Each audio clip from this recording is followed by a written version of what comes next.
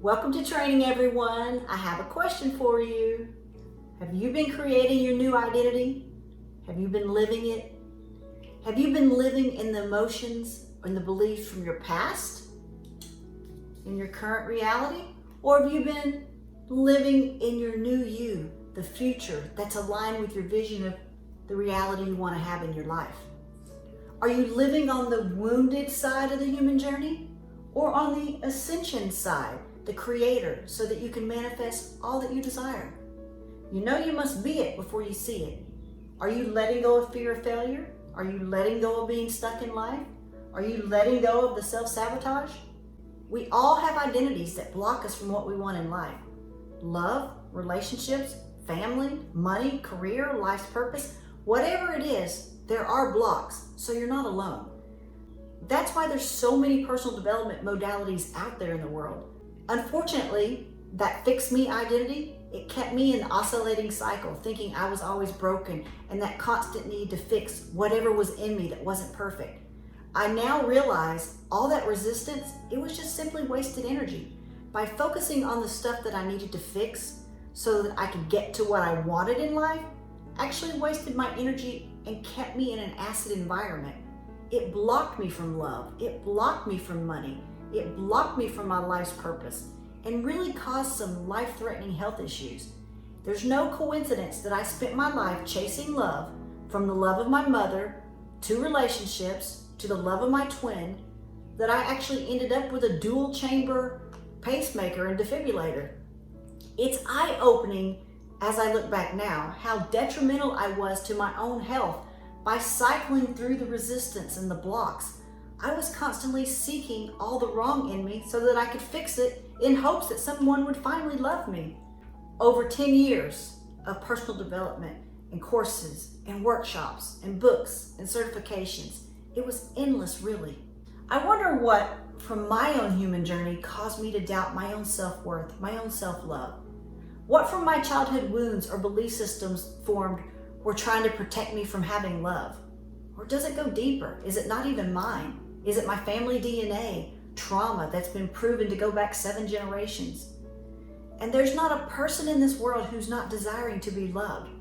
Think about a twin flame relationship or a dynamic. We share the same DNA. Could you also share the same wounding? Could it be a different wounding? See, we are a mirror to our own identity that needs to be awakened so that we can actually recode it and create from a place of non-wounding and align and attract everything that we want in life.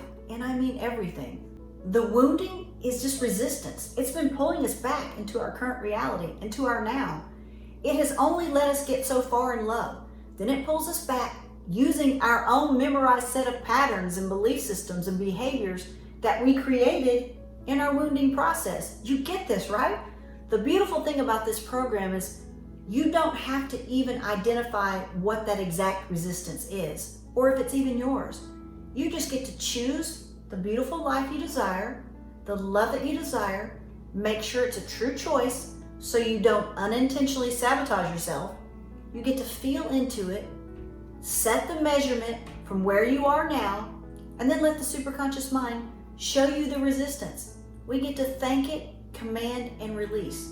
There's no deep dive into how the block got there, where it came from. Was it mother issues, father issues? Was it childhood wounding? There's no reliving the trauma from sexual abuse or physical abuse. There's no sitting in the pain of the why and all the toxicity between you and your twin. There's no need to hold up every limited belief in the mirror, anything that we think is broken, and break it down to try and fix it. No, that is all wasted energy, because at some point in your life, you created it to serve you. It's not a problem. It was a beautiful gift to protect you. It's just no longer needed. So right now, the current reality of your adulthood, it's blocking you from having the desired reality, the life that you actually want. But the pattern, the sabotaging behavior, that identity, it doesn't want to die. Remember from the training, the unconscious mind, the feeling mind that's protecting you, doesn't want to die. It doesn't want to change.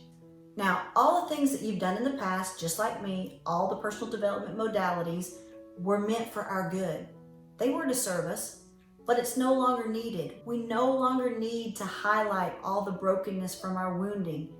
We just simply need to thank, release, and recode, form new brain patterns so we make healthier choices and healthier decisions. This was the hardest thing for me to shift away from, especially coming from the identity of a love coach.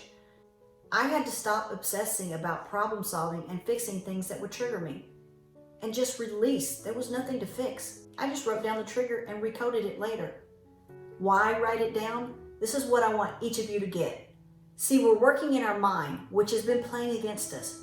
Your mind is constantly trying to save you, trying to solve your problem by protecting you.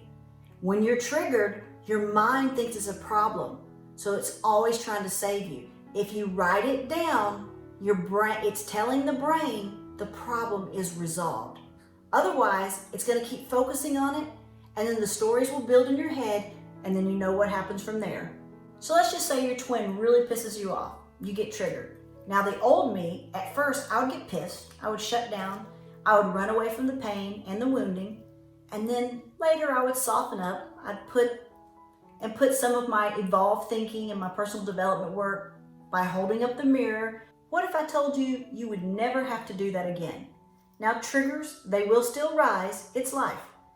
But do you want to respond as a reactor from the old identity, as the old child that's wounded, or as a creator, a manifester of life?